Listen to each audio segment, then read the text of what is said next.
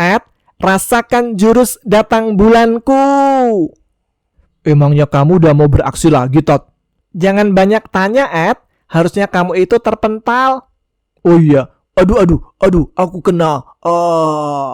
Saksikan kisahku ya di Ada Gorengan Apa Enggak. Makin ngawur kamu, Tot.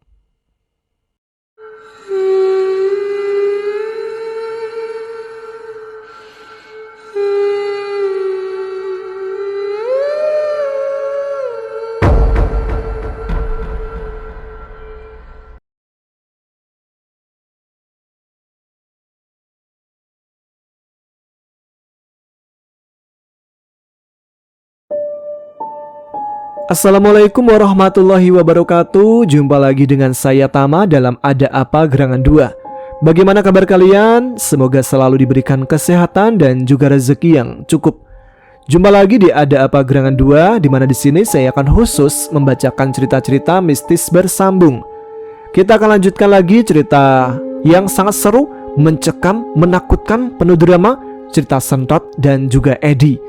Di mana pada episode sebelumnya Sentot menghilang dan kali ini Edi dibantu oleh Ustadz Fauzan dan juga dua monyet yang sangat lucu serta unyu-unyu mencari Sentot di mana dia berada. Oh iya, sebelum kita mulai ceritanya, saya ingin memberikan informasi bagi teman-teman yang mungkin belum tahu dan ingin menyimak cerita-cerita Sentot yang awal-awal, bagaimana pertemuan pertama kali dia dan Edi. Kalian bisa menemukan ceritanya di aplikasi Noice ya. Tulisannya Noice, warnanya kuning. Kalian cari di sana Ada Apa Gerangan Podcast. Tulis aja Ada Apa Gerangan dan di sana ceritanya Sentot semua. Dari awal nanti akan saya lanjutkan sampai akhir. Bahkan sampai Sentot punya cucu. Oke lah, langsung aja kita simak cerita kelanjutan di Alas Purwo ini. Teman-teman, Ada Apa Gerangan? Ceritanya mulai dari sini. Sore itu, setelah penantian yang terasa begitu panjang dan menegangkan, Via akhirnya siuman. Matanya mengerja perlahan, mencoba menyesuaikan diri dengan cahaya remang-remang di sekelilingnya. Rasa pusing berdenyut di kepalanya, dan tubuhnya terasa sangat lemas. Ia mencoba bangkit namun tak ada daya. Edi yang sejak tadi setia menunggu di sampingnya dengan sigap mendekat. Ia segera membuka botol air minum dan menyodorkannya pada Via. "Minumlah pelan-pelan, Via," kata Edi dengan suara lembut penuh perhatian. Ia membantu Via untuk duduk bersandar pada batang pohon besar yang kokoh. Air dingin itu terasa begitu menyegarkan, membasahi kerongkongan Via yang kering. Perlahan kesadarannya pulih sepenuhnya. Namun ketenangan itu tak berlangsung lama. Begitu Via bisa berpikir jernih, kepanikan langsung melandanya. Wajahnya memucat dan matanya memancarkan ketakutan yang mendalam. Tolong selamatkan teman-teman saya," serunya dengan suara parau. Berusaha bangkit namun Edi menahannya. Mereka ditawan oleh beberapa orang tak dikenal di sebuah lembah. Kita harus segera menolong mereka. Gatot dan Freddy yang berdiri tak jauh dari mereka saling berpandangan. Raut wajah mereka menunjukkan keraguan. Apakah mereka harus percaya pada Via? Gadis ini baru saja siuman dari pingsan yang cukup lama, dan ceritanya terdengar begitu fantastis. Di sisi lain, Via terlihat sangat meyakinkan. Sorot matanya tidak menunjukkan kebohongan. "Ditawan? Di lembah mana?" tanya Gatot mencoba mencari kejelasan. Suaranya terdengar hati-hati, berusaha tidak menyinggung perasaan Via, namun tetap ingin memastikan kebenaran. "Aku tidak tahu persis lembah apa, tapi tidak jauh dari tempat kami ditemukan," jawab Via. Suaranya masih dipenuhi kepanikan. Mereka prajurit bertubuh besar, berkulit hitam, dan memakai pakaian kuno. Aku melihatnya sendiri." Freddy mengernyitkan dahi. "Prajurit? Di hutan seperti ini? Ini terdengar tidak masuk akal," gumamnya, lebih kepada dirinya sendiri. Namun ia tak bisa mengabaikan ekspresi ketakutan yang begitu nyata di wajah Via. Edi menatap Gatot dan Freddy bergantian. "Kita tidak punya pilihan lain," katanya dengan nada serius. "Tidak mungkin kita mengantarkan Via kembali ke desa Karangtelu dalam kondisi seperti ini. Apalagi jika memang ada bahaya yang mengancam. Jalan satu-satunya adalah membawa Via bersama kita untuk mencari Sentot. Siapa tahu informasi dari Via bisa membantu kita." Ustadz Fauzan mengangguk setuju. "Benar, jika memang ada orang-orang yang ditawan, kita punya kewajiban untuk membantu. Mari kita dengarkan Via lebih lanjut." Via menghela nafas sedikit lebih tenang setelah melihat dukungan dari Edi dan Ustadz Fauzan. Tapi ada hal lain," katanya, suaranya kembali bergetar. "Saat aku ditawan, aku melihat seorang anak kecil laki-laki. Dia dibawa oleh seorang wanita cantik ke dalam sebuah bangunan batu. Sepertinya dia juga ditawan di sana." Mendengar itu, Edi, Gatot, dan Freddy terkejut. Mata mereka membelalak. "Sentot?" seru Edi tak percaya. "Kau yakin, Via? Bagaimana ciri-cirinya?" "Aku yakin. Rambutnya hitam, matanya besar, dan dia pakai baju warna hijau." Via menjelaskan dengan cepat, mencoba mengingat setiap detail. "Wanita itu, dia sangat cantik, tapi auranya aneh. Dan yang lebih mengerikan, di sana ada banyak sekali makhluk menyeramkan. Bentuknya aneh-aneh seperti monster." Pernyataan Via tentang makhluk menyeramkan itu membuat Freddy semakin merasa tidak nyaman. Ia adalah orang yang paling sensitif terhadap aura negatif dan bahaya. Maksudnya monyet. Bulu kuduknya merinding. "Makhluk menyeramkan? Apa maksudmu, Via?" tanyanya, suaranya sedikit tercekat. "Iya, aku tidak bisa menjelaskan bentuknya satu persatu, tapi mereka sangat menakutkan. Aku melihatnya dengan mata kepalaku sendiri." Via bersikeras. Hal itu membuat Edi semakin yakin. "Itu pasti Sentot. Kita harus segera menyelamatkannya," tekadnya. Matanya memancarkan api semangat. Jika Sentot memang ada di sana, ia tidak akan membuang waktu sedetik pun. Gatot menepuk bahu Edi. "Baiklah Ed, kita percaya padamu. Kau akan menjadi penunjuk arah kami." Lalu ia menatap Freddy yang masih terlihat ragu, namun akhirnya mengangguk pelan. Mereka lalu bangkit. Perjalanan dilanjutkan, namun kali ini dengan Via sebagai petunjuk arah. Meskipun tubuhnya masih terasa lemas, Via memaksakan diri untuk berjalan. Tekadnya untuk menyelamatkan teman-temannya dan Sentot memberinya kekuatan yang luar biasa. Perjalanan dimulai dengan melewati sabana luas yang terhampar di depan mata. Rumput-rumput tinggi bergoyang pelan diterpa angin sore, seolah menyanyikan lagu perpisahan dengan cahaya senja. Matahari semakin meredup, meninggalkan jejak kemerahan di cakrawala. Udara dingin mulai merasuk, membawa serta aroma tanah basah dan dedaunan kering. Setelah melintasi sabana, mereka kembali masuk ke hutan ke arah selatan. Pohon-pohon raksasa menjulang tinggi. Dahan-dahannya saling bertautan, membentuk kanopi gelap yang menghalangi sisa-sisa cahaya matahari. Keheningan hutan semakin pekat, hanya sesekali diselingi suara-suara serangga malam yang mulai bersautan. Di tengah perjalanan, Damar Lintang mulai menunjukkan hal aneh. Ia berkedip-kedip ke sana kemari seperti kehilangan arah, membuat Gatot bingung. Ada apa dengan Damar Lintang? Di sana, Freddy bisa merasakan bahaya yang mengancam. Bulu kuduknya merinding, seolah ada mata tak terlihat yang mengawasi mereka dari balik kegelapan. Ia menghentikan langkahnya sejenak mengamati sekeliling. Namun, sampai saat itu tidak nampak apapun di sekeliling mereka. Mereka hanya bisa meningkatkan kewaspadaan kalau ada serangan dadakan. "Aku merasakan sesuatu yang tidak beres," bisik Freddy pada Edi dan Gatot. "Aura di sini terasa sangat berat." Edi mengangguk. "Aku juga merasakannya. Kita harus lebih hati-hati." Via yang berjalan di depan sempat kaget mendengar dua monyet itu berbicara. Ternyata dia baru menyadarinya. "Monyet-monyet itu, mereka bisa bicara?" tanyanya, suaranya sedikit bergetar. Gatot tersenyum tipis. "Iyalah, Aku bukan monyet biasa, aku ini penjaga hutan ini. Via terdiam mencerna informasi itu. Dunia yang selama ini ia kenal terasa semakin aneh dan penuh misteri.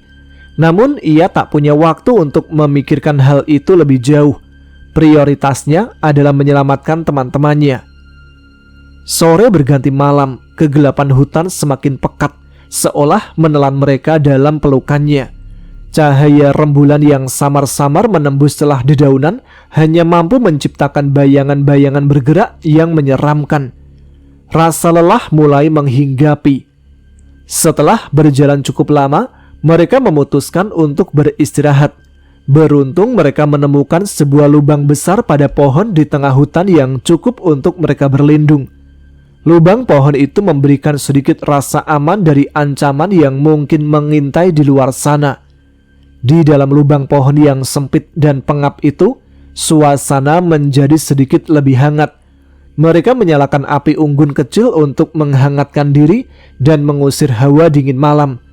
Kilatan api memantul di wajah mereka, menciptakan bayangan-bayangan yang menari di dinding lubang pohon. Aroma asap kayu bakar memenuhi udara, bercampur dengan aroma tanah dan dedaunan. Ustadz Fauzan dengan suara lembut namun tegas meminta Via untuk menceritakan kembali bagaimana ia dan teman-temannya bisa tertangkap. Eddie, Gatot, dan Freddy mendengarkan dengan seksama, berharap bisa menemukan petunjuk yang berguna dari cerita Via.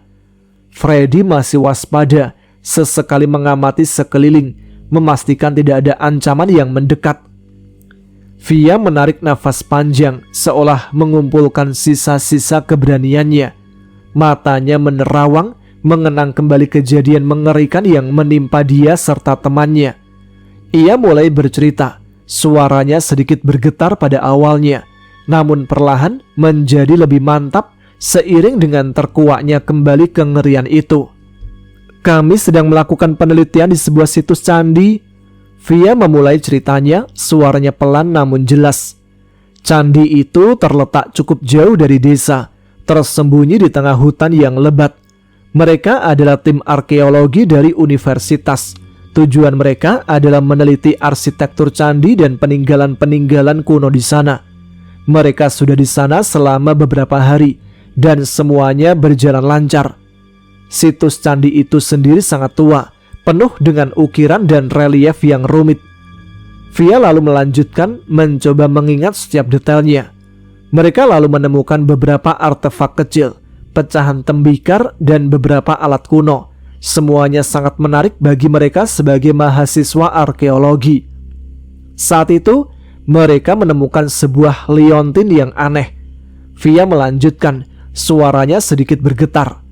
Liontin itu terbuat dari batu hitam dengan ukiran-ukiran yang belum pernah mereka lihat sebelumnya. Bentuknya seperti mata yang terbuka, dan di sekelilingnya ada simbol-simbol aneh. Liontin itu awalnya terkubur tidak terlalu dalam di dekat salah satu pondasi candi. Mereka semua sangat antusias karena ini adalah penemuan yang cukup signifikan. Bersamaan dengan itu, salah satu temannya yang bernama Adit menemukan tulisan kuno pada relief candi. Tulisan itu sangat menarik karena seolah-olah memiliki makna tersembunyi. Adit memang sangat pandai dalam bahasa kuno. Dia bisa membaca beberapa aksara yang sulit sekalipun. Dia bilang tulisan itu sepertinya adalah semacam mantra atau ritual kuno. Freddy lalu menyela. Mantra? Ritual? Apa yang tertulis di sana? Via menggeleng. Aku tak tahu persis. Adit tidak pernah sampai menyelesaikan terjemahannya. Tapi dia bilang itu adalah sesuatu yang berhubungan dengan pemanggilan atau pembukaan gerbang. Gatot mengernyitkan dahi. Pembukaan gerbang? Gerbang apa? Aku tidak tahu, Gatot. Adit hanya sempat mengatakan itu sebelum semuanya terjadi. Jawab Via, raut wajahnya kembali menunjukkan ketakutan. Ketika mereka mulai membacanya, tiba-tiba suasana menjadi kacau dan mengerikan. Tanah bergetar pelan, seperti ada sesuatu yang bergerak di bawah sana. Getarannya semakin lama semakin kuat, membuat mereka semua kehilangan keseimbangan. Angin berhembus kencang, menerbangkan dedaunan kering dan debu. Suara-suara aneh mulai terdengar, seperti bisikan-bisikan yang tak jelas asalnya, bercampur dengan raungan yang mengerikan. Dan yang paling menakutkan, terdengar suara riuh mendekat, seolah-olah ada pasukan besar yang datang. Suara langkah kaki yang berat, derap kuda dan gemerincing senjata. Mereka semua panik, tidak tahu harus berbuat apa. Mereka melihat ke arah sumber suara dan betapa terkejutnya mereka. Ternyata sekelompok prajurit berbadan tegap, berkulit hitam dan memakai pakaian zaman dulu. Pakaian mereka tampak kuno, seperti prajurit dari masa lalu, lengkap dengan baju zirah dan helmnya. Mereka membawa tombak-tombak panjang yang ujungnya runcing, pedang dan perisai. Wajah mereka terlihat garang, dan mata mereka memancarkan aura permusuhan yang sangat kuat. Jumlah mereka sangat banyak, seolah-olah mereka muncul dari dalam tanah. Eddie mengepalkan tangannya. Prajurit hitam, apa yang mereka inginkan? Aku tidak tahu, Mas. Mereka nggak bicara. Mereka hanya menatap kami dengan tatapan kosong dan dingin, jawab Via. Tiba-tiba prajurit-prajurit itu mengacungkan tombak ke arah mereka. Mereka pun tidak tahu harus berbuat apa. Hanya ada satu pilihan, lari menyelamatkan diri masing-masing. Suasana pun menjadi sangat kacau. Mereka semua berlari ke segala arah, mencoba menghindari serangan para prajurit itu. Beberapa dari teman mereka terjatuh, dan Via tidak tahu apa yang terjadi pada temannya. Aku dan Adit berlari bersama. Via melanjutkan, suaranya sedikit lebih stabil. Kami berusaha mencari tempat persembunyian. Kami berlari menembus semak belukar, berusaha menjauh dari para prajurit itu. Kami lalu menemukan sebuah bangunan lain, tersembunyi di balik rerimbunnya pohon. Bangunan itu terlihat sangat tua, seperti bagian dari komplek candi yang belum terjamah. Di depan bangunan itu ada sebuah sumur tua yang kering. Sumur itu terlihat sangat dalam, dan di sekelilingnya ada lumut-lumut tebal. Bangunan itu terbuat dari batu, dan di dindingnya terpahat gambar dan tulisan-tulisan aneh. Via menambahkan, tulisan itu tampak berbeda dari yang ada di candi utama, lebih kuno dan simbol-simbolnya lebih rumit. Adit yang merasa penasarannya besar mencoba mengartikan tulisan-tulisan di dinding bangunan itu. Dia bilang tulisan itu sepertinya adalah semacam peringatan atau kutukan. Ustadz Fauzan mendengarkan dengan seksama, sesekali mengangguk. Lalu apa yang terjadi? Dan saat dia mencoba mengartikannya, Via melanjutkan. Suaranya kembali bergetar dan pelan, seolah takut akan apa yang akan ia ceritakan selanjutnya. Tiba-tiba muncul makhluk yang lebih menyeramkan. Makhluk itu, dia muncul begitu saja dari dalam bangunan, seolah-olah dia selalu ada di sana menunggu untuk dibangkitkan. Freddy mencondongkan tubuhnya ke depan, matanya membelalak. Makhluk apa itu, Via? Jelaskan. Makhluk itu, Via berkata, matanya terpejam seolah ingin menghapus bayangan mengerikan itu dari benaknya. Makhluk itu berbadan tinggi sekali, mungkin sekitar 3 meter. Rambutnya panjang terurai sampai ke pinggang, warnanya hitam pekat. Dia bertelanjang dada, dan yang paling membuatnya ngeri, buah dadanya besar sekali sampai bawah, menjuntai. Kulitnya pucat dan matanya merah menyala. Dia memiliki aura yang sangat menakutkan, seolah-olah dia adalah jelmaan dari kegelapan itu sendiri. Penampilannya sangat mengerikan, jauh lebih seram daripada Wewe Gombel yang pernah dia dengar dalam cerita-cerita rakyat. Gatot bergidik. Wewe Gombel? Kau serius? Aku serius? Dia lebih menakutkan dari apapun yang pernah aku bayangkan. Via bersikeras. Dia menamakan dirinya Kalawadi. Eddie mengepalkan tangannya. Kalawadi? Dia kan yang menculik Sentot. Hantu wanita itu kemudian menyerang Via dan juga Adit. Dia bergerak sangat cepat seolah melayang. Via mengira bahwa dia akan mati saat itu juga. Dia pun sudah pasrah. Via hanya bisa berdoa agar itu semua segera berakhir.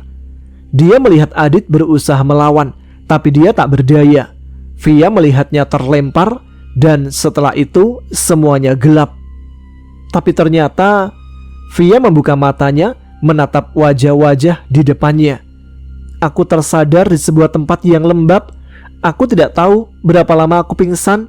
Saat aku membuka mata, aku melihat orang-orang lain di sana, termasuk teman-temanku. Kami semua disekap di sana. Tempat itu terasa pengap dan bau amis memenuhi udara.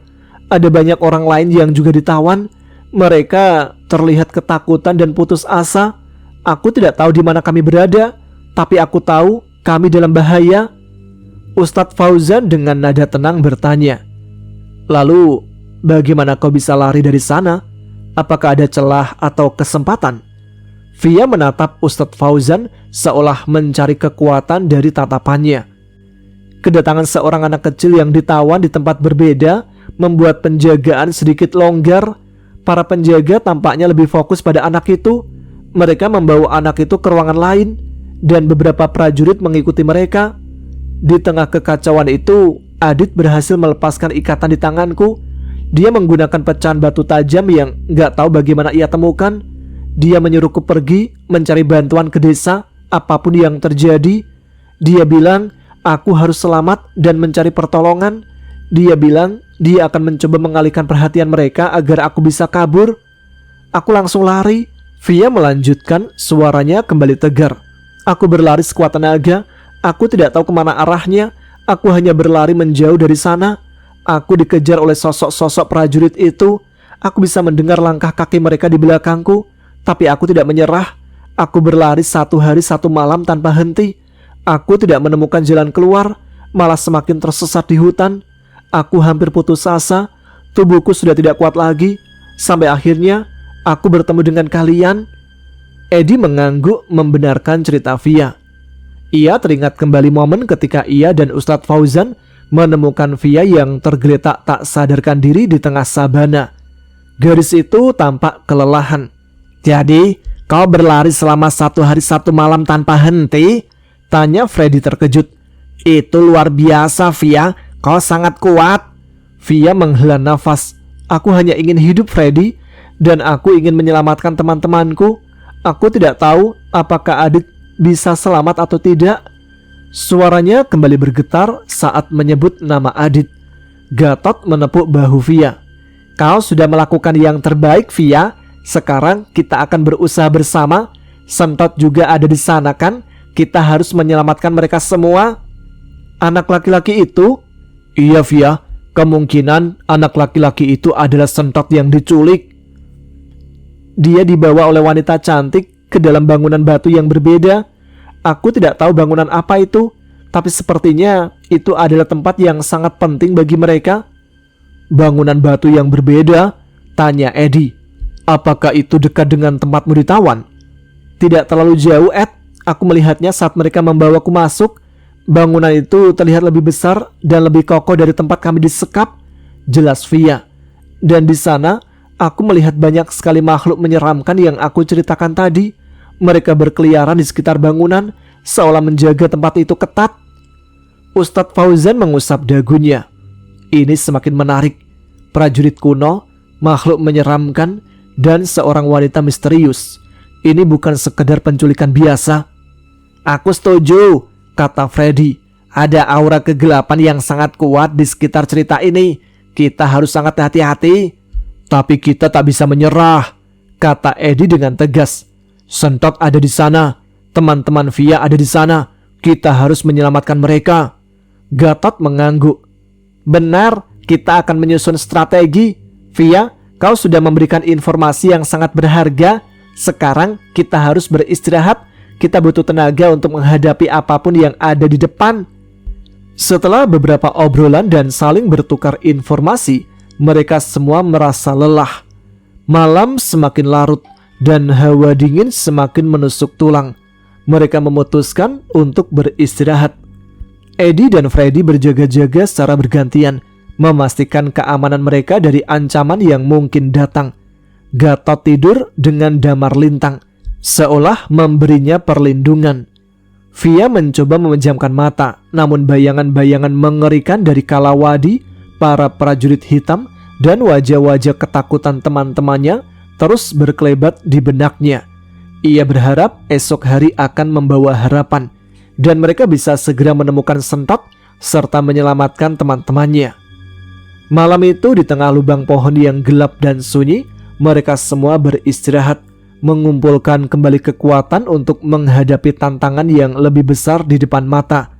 Mereka tahu perjalanan mereka masih panjang dan bahaya mengintai di setiap sudut hutan. Namun tekad untuk menyelamatkan orang-orang yang mereka sayangi membakar semangat mereka, memberikan kekuatan untuk terus melangkah maju. Mereka berjanji untuk saling melindungi dan tidak akan menyerah sampai semua orang selamat. Kisah Via yang mengerikan itu membuat suasana dalam lubang pohon menjadi tegang. Setiap suara kecil di luar seolah diperbesar, membuat mereka semakin waspada. Freddy sesekali melirik ke arah pintu lubang pohon, matanya menyapu kegelapan di luar.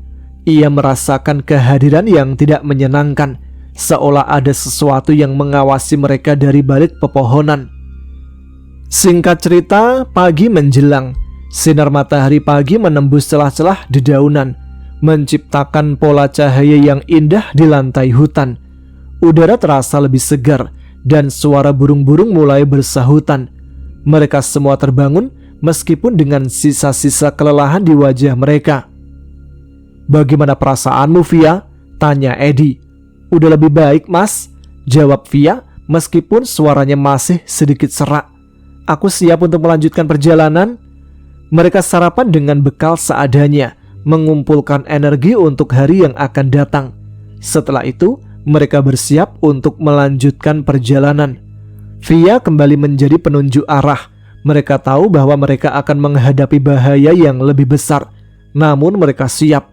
Tekad mereka untuk menyelamatkan Sentot dan teman-teman Via lebih besar dari rasa takut mereka. Perjalanan dilanjutkan. Kali ini mereka berjalan lebih hati-hati. Freddy dan Gatot memimpin di depan, mengamati setiap pergerakan di sekitar mereka. Eddie dan Ustadz Fauzan berjalan di belakang Via, siap melindungi gadis itu jika terjadi sesuatu. Hutan terasa semakin lebat dan jalan setapak semakin sulit ditemukan. Mereka harus menebas semak belukar dan melompati akar-akar pohon yang besar. "Apakah kita sudah dekat, Via?" tanya Gatot mencoba mengukur jarak. "Harusnya udah tidak jauh lagi, Tot," jawab Via. "Aku ingat melewati sebuah sungai kecil sebelum sampai ke tempat itu." Mereka terus berjalan menembus hutan yang semakin dalam. Suasana terasa semakin mencekam, seolah hutan itu sendiri menahan nafas. Suara-suara alam semakin jarang terdengar, digantikan oleh keheningan yang menyesakkan. Tiba-tiba, Freddy mengangkat tangannya, memberi isyarat untuk berhenti. "Aku merasakan sesuatu," bisiknya. "Ada banyak energi gelap di depan." Eddie dan Gatot segera bersiap. Mereka mengeluarkan senjata masing-masing. Ustadz Fauzan membaca doa-doa, memohon perlindungan. Via menatap ke depan, jantungnya berdebar kencang. Ia tahu mereka sudah dekat. Tidak lama kemudian, mereka melihatnya. Di kejauhan, di balik rerimbunan pohon, tampak sebuah bangunan batu yang menjulang tinggi. Bangunan itu terlihat sangat tua, dengan arsitektur yang aneh dan tidak biasa. Tidak seperti candi-candi pada umumnya. Di sekelilingnya, mereka bisa melihat bayangan-bayangan bergerak. Bayangan-bayangan itu adalah para prajurit hitam yang diceritakan oleh Via, dan juga makhluk-makhluk menyeramkan lainnya. "Itu dia," bisik Via, suaranya tercekat. "Itu tempatnya." Eddie menatap bangunan itu dengan tatapan tajam. "Baiklah, kita sudah sampai. Sekarang saatnya bertindak." Mereka bersembunyi di balik semak-semak mengamati situasi. Para prajurit berpatroli di sekitar bangunan, dan makhluk-makhluk menyeramkan berkeliaran dengan bebas. Mereka tampak menjaga tempat itu dengan sangat ketat. "Bagaimana strateginya?" tanya Gatot. "Kita tak bisa langsung menyerbu." "Iya betul, kita harus cari cara untuk masuk tanpa menarik perhatian," kata Eddie. "Ustadz Fauzan, apakah ada doa atau mantra yang bisa membantu kita menyamarkan diri?" Ustadz Fauzan mengangguk. "Ada, tapi kita harus sangat fokus. dan kita harus bergerak cepat. Freddy menunjuk ke arah samping bangunan. Lihat, ada celah di sana, mungkin kita bisa masuk lewat sana. Mereka menyusun rencana. Ustadz Fauzan akan membaca doa untuk menyamarkan keberadaan mereka. Eddie, Gatot, dan Freddy akan mencoba menyelinap masuk melalui celah yang ditunjukkan oleh Via. Dengan hati-hati mereka mulai bergerak. Ustadz Fauzan membaca doa-doa dengan suara pelan, menciptakan semacam selubung tak terlihat di sekitar mereka. Mereka melangkah perlahan, menghindari ranting-ranting kering yang bisa menimbulkan suara. Setiap langkah terasa begitu berat, seolah bahaya mengintai di setiap sudut. Mereka berhasil mencapai celah di dinding bangunan. Celah itu cukup sempit, namun mereka bisa melewatinya satu persatu. Di dalam, suasana terasa pengap dan gelap. Bau apek dan amis memenuhi udara. Mereka menyalakan senter kecil. Cahayanya hanya mampu menerangi sebagian kecil dari ruangan itu. Ini tempatnya, bisik Via, matanya memancarkan ketakutan. Aku merasakan aura yang sama seperti saat aku ditawan. Mereka berjalan perlahan, menyusuri koridor-koridor gelap.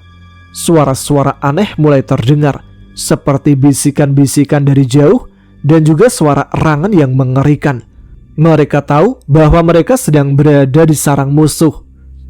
Kita harus cari Sentot dan teman-teman Via, kata Eddie suaranya tegas. Kita tak punya banyak waktu. Mereka terus bergerak maju, menembus kegelapan. Setiap langkah membawa mereka semakin dekat dengan bahaya. Namun mereka tidak gentar. Tekad mereka untuk menyelamatkan orang-orang yang mereka sayangi lebih besar dari rasa takut mereka. Perjalanan mereka masih panjang, dan mereka tahu bahwa ini baru permulaan dari petualangan yang mengerikan. Mereka siap menghadapi apapun yang ada di depan demi Sentot dan para mahasiswa. Seketika, suasana yang tadinya tegang namun masih terkendali berubah menjadi kengerian yang mencekam. Mereka baru saja berhasil menyusup ke dalam bangunan misterius itu, bergerak perlahan mengikuti Via yang dianggap tahu jalan. Kegelapan di dalam koridor batu yang lembab seolah menelan setiap suara, membuat langkah kaki mereka nyaris tak terdengar. Namun, ketenangan semu itu pecah dalam sekejap mata.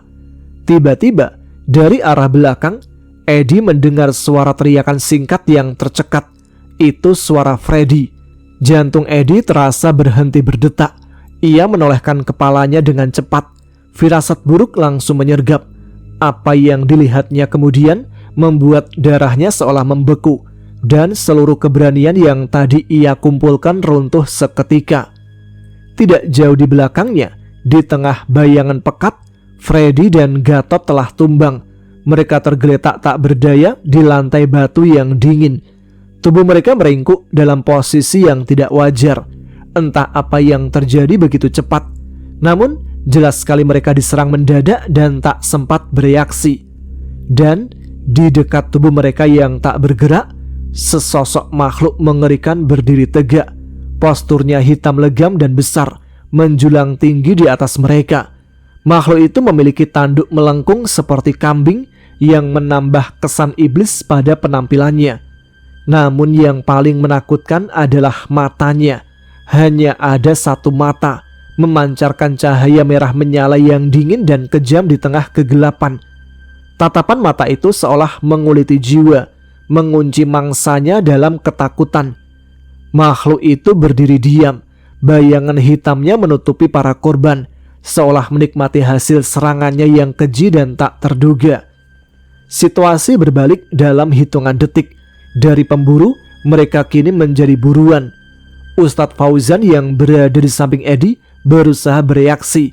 Mulutnya komat kamit, mungkin hendak melancarkan doa atau perlawanan spiritual. Namun kesempatan itu tak pernah datang. Sebuah hantaman keras yang tak terlihat asalnya menghantam kepalanya dari arah belakang. Suara benturan benda tumpul itu terdengar mengerikan. Pandangan Ustadz Fauzan langsung gelap dan ia seketika pingsan. Tubuhnya ambruk ke tanah tanpa perlawanan, kehilangan kesadaran begitu cepat. Edi merasakan nyeri yang menusuk di belakang kepalanya. Ia tahu ia juga menjadi target. Kesadarannya mulai kabur, dunianya berputar. Namun sebelum kegelapan total menelannya, sebuah pemandangan terakhir tertangkap di matanya. Pemandangan itu alih-alih memberikan kelegaan, justru menorehkan kengerian baru yang lebih dalam. Di tengah kekacauan dan horor yang melanda teman-temannya, Edi melihat Via. Gadis itu tidak panik, tidak ada ketakutan atau keterkejutan di wajahnya, seperti yang seharusnya terjadi pada seseorang yang baru saja menyaksikan teman-temannya tumbang. Sebaliknya, Edi melihat Via tersenyum, sebuah senyuman tipis penuh misteri yang tersungging di bibirnya. Senyuman itu bukan senyuman lega atau senyuman kebahagiaan. Itu adalah senyuman yang dingin, penuh rahasia dan pengkhianatan. Firasat buruk yang teramat sangat kuat menghantam Edi. Kesadaran terakhirnya dipenuhi dengan pertanyaan tak terjawab. Mengapa Via tersenyum? Apakah Via bagian dari semua ini? Namun pertanyaan-pertanyaan itu tak sempat terjawab. Dunia Edi pun menghitam dan ia jatuh pingsan, tak berdaya di samping teman-temannya yang sudah lebih dulu tumbang. Ed, kok kamu di sini? Baiklah teman-teman, sampai di sini dulu episode kali ini, cerita tentang Edi, Ustadz Fauzan, Gatot, Jarot alias Freddy dan juga Sentot. Ceritanya harus kita akhiri sampai di sini karena memang tulisannya cuma sampai di sini. Terima kasih untuk teman-teman yang sudah menyimak episode kali ini. Nantikan kelanjutannya pada episode selanjutnya. Jangan lupa tuliskan komen, tunjukkan eksistensi kalian. Dan sekarang saya Tama harus pamit. Kita jumpa lagi pada episode yang akan datang. Tetap semangat, jaga kesehatan. Wassalamualaikum warahmatullahi wabarakatuh.